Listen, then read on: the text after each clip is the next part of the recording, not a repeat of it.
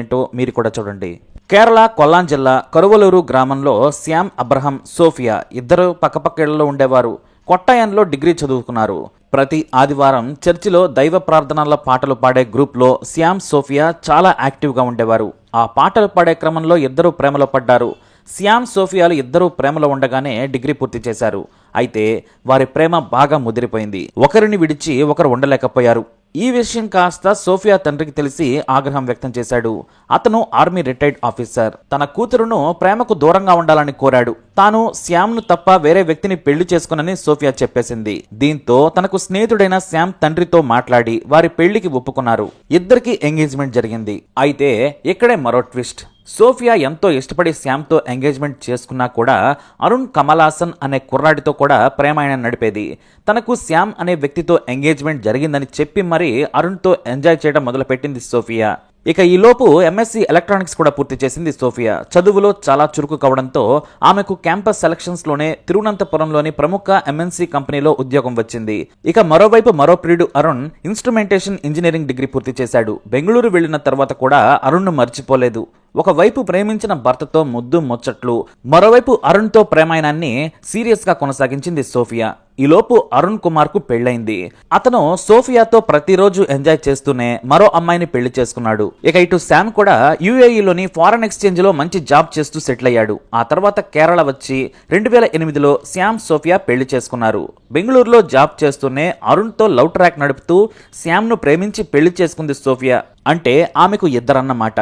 Shyam Sophia ఇద్దరూ బాగానే సంపాదిస్తూ లైఫ్ ని లీడ్ చేస్తున్నారు. మరోవైపు అరుణ్ పెళ్లి చేసుకుని ఆస్ట్రేలియా వెళ్ళాడు.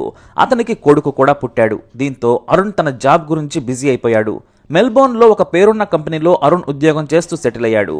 కానీ ఫేస్బుక్ ద్వారా అరుణ్ సోఫియాలు మాత్రం తమ ప్రేమ కబుర్లను కొనసాగిస్తూ వచ్చారు. ఆన్లైన్ రొమాన్స్ చేస్తూ ఎంజాయ్ చేశారు. ప్రతి 6 నెలలకోసారి కేవలం సోఫియా కోసం కేరళ వచ్చేవాడు అరుణ్. ఇద్దరూ కలిసి తిరిగేవారు. ఆమె కూడా బెంగళూరులోని సాఫ్ట్వేర్ జాబ్కి సెలవు పెట్టి కేరళ వచ్చేది. మరోవైపు శ్యామ్ దుబాయ్లో ఉద్యోగం చేస్తూ వస్తూ పోతూ ఉండేవాడు. మొత్తానికి ముగ్గురు కేరళ నుంచి, ఒకరు బెంగళూరు, ఒకరు ఆస్ట్రేలియా, అలాగే భర్తేమో దుబాయ్లో ఉన్నాడు. ఈ ట్రయాంగిల్ లవ్ స్టోరీ చాలా ఏళ్లు సాగింది. కానీ ఏనాడు కూడా శ్యామ్ అనుమానించలేదు. అంత పకడ్బందీగా ఆమె ప్రేమ వ్యవహారం నడిపింది. పైగా అరుణ్ ఇండియాలో లేకపోవడంతో వాళ్ళు ఓపెన్ గా కలిసే ఛాన్స్ లేదు. శ్యామ్ దుబాయ్లో ఉన్న సమయం చూసి అరుణ్ను ఆస్ట్రేలియా నుంచి పిలిపించుకునేది. ఈలోపు సోఫియా ప్రెగ్నెంట్ అయింది. ఆమె డెలివరీ అయ్యే వరకు ఇండియాలోనే ఉన్నాడు శ్యామ్. పండంటి బాబుకు జన్మనిచ్చిన తర్వాత మరింత సంతోషించాడు. ఆ సమయంలోనే తన భార్యతో పాటు బిడ్డను కూడా తన దగ్గరే ఉంచుకోవాలనుకున్నాడు. తనకు మంచి జీతం వస్తుంది కాబట్టి సాఫ్ట్వేర్ జాబ్కి రిజైన్ చేసి సోఫియాను దుబాయ్ రమ్మన్నాడు. బాబుకు నేను దగ్గరగా ఉంటాను, మనం కలిసి హాయిగా ఉందామన్నాడు. నీకు కావాలంటే అక్కడ ఉద్యోగం చూస్తానన్నాడు కూడా. మన బంధువులు చాలా మంది ఉన్నారు, నీకు దుబాయ్లో ఎలాంటి సమస్య రానివ్వనని భార్యకు చెప్పాడు. కానీ సోఫియా ఆలోచనలు వేరు. తనకు శ్యామ్ కాదు కావాల్సింది, అరుణ్. తన బిడ్డను కూడా మరిచిపోయి అరుణ్ మైకంలో పడిపోయింది. ఎలాగైనా సరే దుబాయ్ వెళ్లకుండా తప్పించుకోవాలని సోఫియా ప్లాన్ వేసింది. ఎందుకంటే తనకు ఆస్ట్రేలియా వెళ్లాలనుంది. అక్కడ అరుణ్ ఉన్నాడు. అతని కోసం తప్పించిపోయింది. సరిగ్గా అదే టైంలో సోఫియా అక్క మెల్బోర్న్లోని ప్రముఖ కార్పొరేట్ హాస్పిటల్లో నర్సుగా మంచి ఉద్యోగం సంపాదించింది. ఆమె అక్కడ సెటిల్ అయింది. దీంతో తాను కూడా మెల్బోర్న్ వెళ్తే అరుణ్తో గడపొచ్చని ప్లాన్ను అమలు చేసింది. తన అక్క ద్వారా మెల్బోర్న్లో సాఫ్ట్వేర్ కంపెనీలో జాబ్కి ప్రయత్నించింది. 6 నెలల ప్రయత్నం తర్వాత మంచి కంపెనీలో సోఫియాకు ఉద్యోగం వచ్చింది. దీంతో తనకు ఆస్ట్రేలియాలో ఉద్యోగం వచ్చింది. ఆ ఉద్యోగం రావడానికి అరుణ్ కూడా చాలా హెల్ప్ చేశాడు. ఇక దీంతో తనకు ఆస్ట్రేలియాలో ఉద్యోగం వచ్చింది. మనందరం మెల్బోర్న్లో సెటిల్ అవుదాం, నువ్వు కూడా దుబాయ్లో ఉద్యోగం రిజైన్ చేసి రమ్మని చెప్పింది సోఫియా. తన వైఫ్కి మంచి జీతం వస్తూ ఉండడంతో సరేనన్నాడు భర్త. ఇక తన ఉద్యోగం కారణంగా కొడుకును కూడా చూసుకునేందుకు ఆమెకు సమయం ఉండేది కాదు. దీంతో తన అక్కకు ఆ బాధ్యతను అప్పచెప్పింది. ఇక మెల్బోర్న్లో సోఫియా దిగగానే అరుణ్ ఆమెను కలిశాడు. ఇద్దరూ కలిసి ఒక గది తీసుకుని ఎంజాయ్ చేయడం మొదలుపెట్టారు. ఆఫీస్ పని మీద తిరుగుతున్నానని అరుణ్ తన భార్యకు చెప్పి వచ్చి సోఫియా గది నుంచి ఆఫీస్కి వెళ్ళేవాడు. అతని భార్యకు ఆమె కొడుకు, అతని స్కూల్ తప్ప మరొకటి తెలియదు. దీంతో ఆమె అమాయకత్వాన్ని ఆసరాగా చేసుకుని సోఫియా, అరుణ్ రెచ్చిపోయారు. ఇక సోఫియా మెల్బోర్న్లో సెటిల్ అయిన తర్వాత శ్యామ్ ఒక 10 నెలల తర్వాత యుఏఈ జాబ్కి రిజైన్ చేసి ఆస్ట్రేలియా వచ్చేశాడు. మెల్బోర్న్లోని అవుట్స్కట్స్లో ఒక ఇల్లు అద్దెకు తీసుకొని ఇద్దరు ఉద్యోగం చేస్తున్నారు. దాదాపు 3 ఏళ్లు శ్యామ్కు తెలియకుండా ఈ బంధాన్ని కొనసాగించింది సోఫియా. అయితే వారిద్దరి మధ్య ప్రేమ పిచ్చి పీక్స్కు చేరుకుంది. వారిద్దరూ ఒక రహస్య డైరీని మెయింటైన్ చేయడం మొదలుపెట్టారు. వారిద్దరూ ఒక చోట కూర్చున్నప్పుడు తమ ప్రేమ గురించి అందులో రాసుకునేవారు. దానిని సోఫియా భర్త శ్యామ్కు కనిపించకుండా భద్రంగా దాచుకునేది. వారి రహస్య ప్రేమకు ఆ డైరీ ఒక చిరునామా లాంటిది. ఇద్దరికీ అది లవ్ బైబిల్ అని చెప్పవచ్చు. అయితే సోఫియా తన భర్త అడ్డుగా ఉన్నాడని భావించింది. దీంతో శ్యామ్ అడ్డు తొలగించుకుంటే మనకు మెల్బోర్న్లో అడ్డు ఉండదని అరుణ్ కూడా చెప్పాడు. మనిద్దరం కలిసి బ్రతుకుదాం, నేను నా భార్యను కేరళ పంపిస్తాను, నా కొడుకును కూడా అక్కడే చదివిస్తాను, నువ్వు కూడా నీ భర్తను పంపించేందుకు ప్రయత్నించమని అరుణ్ చెప్పాడు. అతను చెప్పినట్టుగానే తన భార్యను కొడుకును కేరళ పంపించాడు. ఇక మెల్బోర్న్లోనే సెటిల్ అవుదామనే ఆలోచనలో కూడా ఉన్నాడు శ్యామ్. తాను కష్టపడగా మంచి ఉద్యోగం దొరికింది, భార్యకు కూడా లక్షల్లో జీతం వస్తోంది, తన కొడుకుకు మంచి ఫ్యూచర్ ఇవ్వాలని శ్యామ్ కలలు కంటున్నాడు. కానీ ఆమె తన మనసులోని మాటను బయటపెట్టింది. నువ్వు కేరళ వెళ్ళమని చెప్పకుండా మనం కేరళ వెళ్దాం, ఇక్కడ లైఫ్ బిజీగా ఉందని సోఫియా చెప్పింది. కానీ శ్యామ్ మాత్రం నువ్వు ఇంట్లో ఉండి బాబును చూసుకో, ఇంకా ఎన్నాళ్ళు మీ అక్క మన కొడుకును చూసుకుంటుంది, నువ్వు ఇంట్లో హాయిగా ఉండు, నేను సంపాదిస్తాను, ఇల్లు కొనుక్కుందాం, ఇక్కడే సెటిల్ అవుదాం అని చెప్పడంతో సోఫియాకు మతిపోయింది. ఇక లాభం లేదని శ్యామ్ని చంపాలని అరుణ్ సోఫియా మాట్లాడుకున్నారు. ఇంట్లో ఫోన్లో మాట్లాడితే అనుమానం వస్తుందని ఫేస్బుక్ మెసెంజర్ యాప్లో చాట్ చేసుకునేవారు. అయితే తానే శ్యామ్ని చంపుతాను, నువ్వు టెన్షన్ పడకని చెప్పాడు అరుణ్. సోఫియా చెప్పిన డీటెయిల్స్ ప్రకారం శ్యామ్ జూలై 2015న లాలో రైల్వే స్టేషన్ దగ్గర కారు దిగడానికి డోర్ తీయగానే దాడి మొదలుపెట్టాడు అరుణ్. మెడ మీద గట్టిగా కొట్టాడు. ఆ తర్వాత తన చేతిలోని రాడ్తో కూడా తలపై బాదాడు. శ్యామ్ బలంగా ఉండడంతో అరుణ్ను కాలుతో తంతే డోర్ నుంచి బయటకు పడ్డాడు. మొహం కనిపించకుండా మంకీ క్యాప్తో పాటు మొత్తం కవర్ అయ్యేలా హుడీ లాంటి డ్రెస్ వేసుకున్నాడు. చుట్టూ జనం దగ్గరకు వస్తూ ఉండడంతో అరుణ్ చంపడానికి ప్రయత్నించి విఫలమై అక్కడి నుంచి పారిపోయాడు. తలకు తీవ్ర గాయం కావడంతో చుట్టుపక్కల వారు పోలీసులకు ఫోన్ చేయడంతో హాస్పిటల్కు తరలించి శ్యామ్కు ట్రీట్మెంట్ చేయించారు. కేసు నమోదు చేసుకున్న పోలీసులు విచారణ మొదలుపెట్టారు. అయితే తనకు మెల్బోర్న్లో ఎవరో శత్రువులు లేరని పోలీసులకు చెప్పాడు శ్యామ్. కానీ అప్పుడే మొదటిసారి సోఫియా మీద అతనికి అనుమానం పెరిగింది. ఎందుకంటే ఇది జరగబోయే ముందు భార్య ప్రవర్తన కాస్తంత వింతగా ఉంది.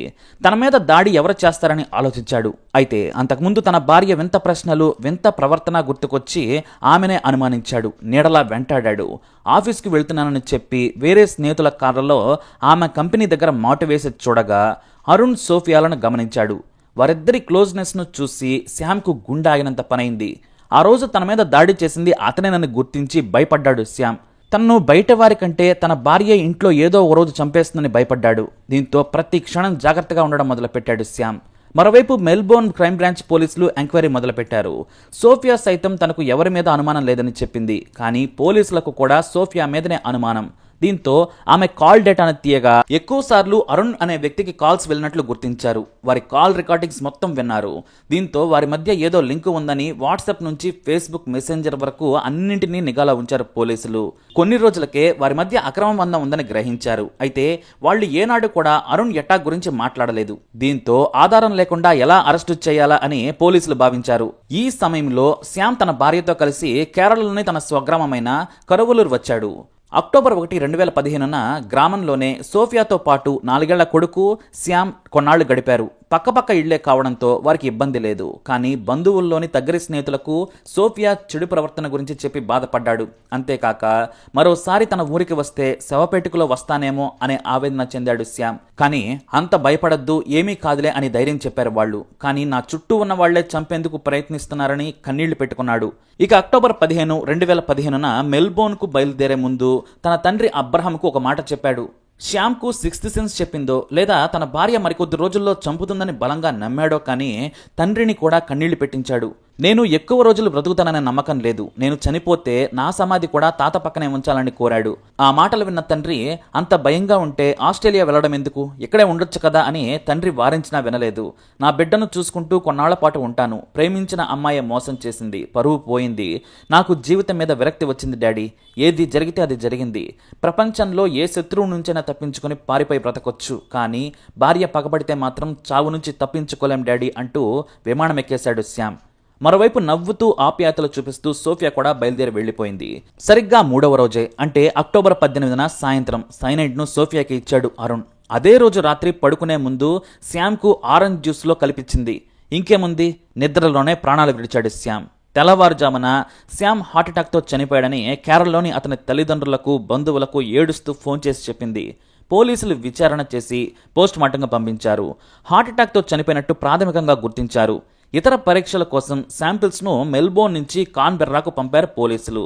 ఇక పోస్ట్ మార్టం పూర్తయిన తరువాత పోలీసుల అనుమతితో కేరళలోని స్వగ్రామంలో అంత్యక్రియలు పూర్తయ్యాయి.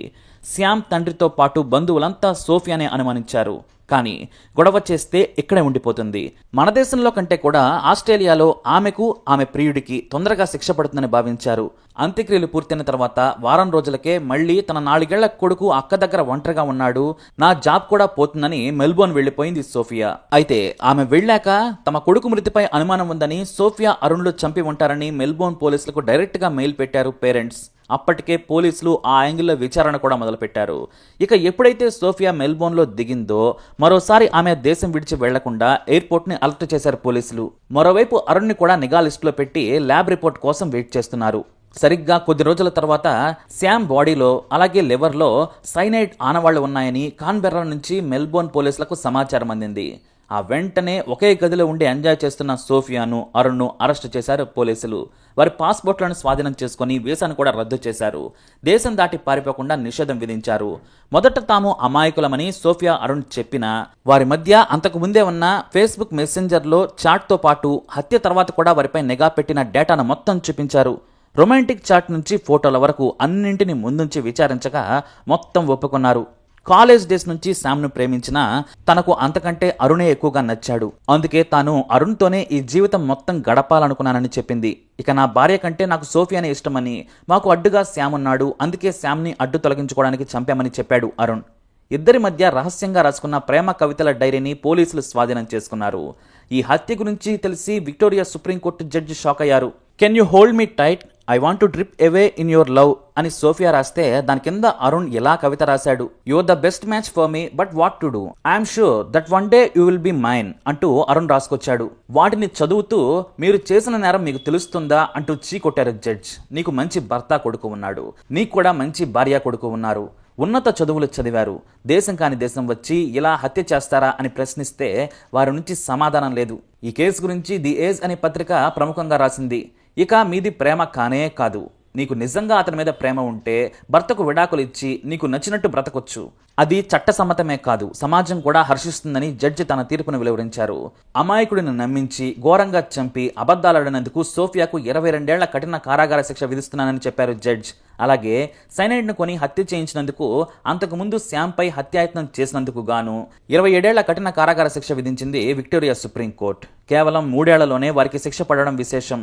కోర్టు తీర్పు తెలిసిన తర్వాత శ్యామ్ తల్లిదండ్రులు, బంధువులు ఆనందం వ్యక్తం చేశారు. ఇక తన కూతురు చేసిన పనికి ఆ ఇంటి పక్క నుంచే వెళ్లిపోయాడు ఆమె తండ్రి. ఇలా ట్రయాంగిల్ లవ్ నుంచి అక్రమ మందం వరకు సోఫియా చేసిన ఘోరాలు దేశం కాని దేశంలో చెప్పకూడి తినే పరిస్థితి తీసుకొచ్చాయి. ఇక సోఫియా జైలు నుంచి బయటకు రావాలంటే 2037 వరకు వెయిట్ చేయాల్సిందే. పై కోర్టులకు వెళితే జీవితాంతం జైలులోనే గడపాల్సిన పరిస్థితి కూడా రావచ్చని పోలీసుల ముందే హెచ్చరించారు. మరి ఈ ట్రయాంగిల్ లవ్ స్టోరీపై మీ అభిప్రాయం తప్పకుండా కమెంట్ ద్వారా తెలియజేయండి. అలాగే ఇలాంటి ఇన్ఫర్మేషన్స్ కోసం వీడియోని లైక్ చేయండి, షేర్ చేయండి, మా ఛానల్ సబ్స్క్రైబ్ చేసుకోండి.